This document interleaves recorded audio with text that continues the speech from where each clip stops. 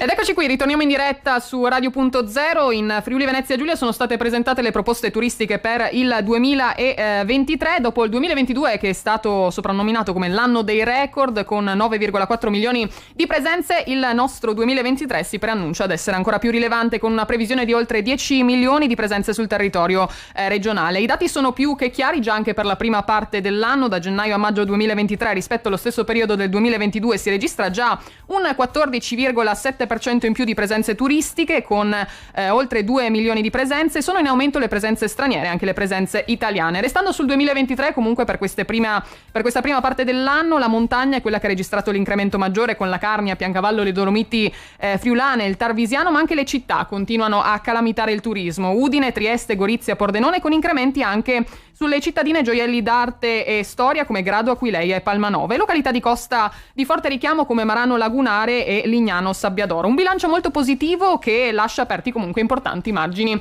di sviluppo anche per l'estate 2023. Ne andiamo a parlare in questo servizio insieme al governatore del Friuli Venezia Giulia Massimiliano Fedriga, insieme all'assessore regionale alle attività produttive e turismo Sergio Emidio Bini.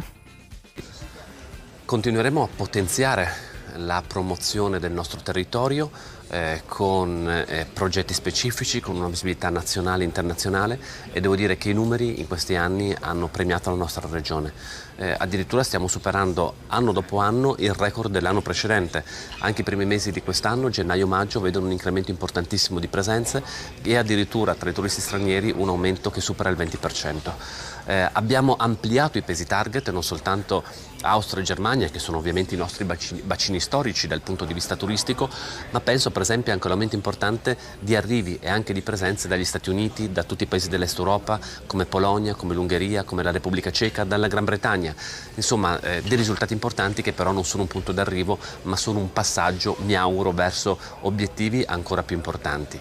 Su questo anche l'offerta turistica della prossima estate vedrà un importantissimo numero di eventi, da quelli dei grandi eventi con i concerti, ma penso agli eventi legati alle offerte per le famiglie, dove troverà il suo cuore in Sappada. Penso alla nuova zipline che partirà a Tarvisio per quanto riguarda la montagna, e poi la nuova offerta per quanto riguarda tutta l'area balneare, che è quello ovviamente che d'estate fa la parte da Leone, da Lignano a Grado, a Trieste e a tutte le città d'arte. Insomma, una serie di misure che vogliono valorizzare il nostro territorio e continuare l'importante percorso che abbiamo iniziato qualche anno addietro. Oggi abbiamo presentato dei numeri molto importanti per quanto riguarda l'andamento dei primi 5 mesi in termini di presenza turistica in Friuli Venezia Giulia. Ci troviamo ad affrontare una nuova stagione estiva dove, con i numeri che finora abbiamo a disposizione, pensiamo di riuscire a superare il record di 9.400.000 presenze dello scorso anno.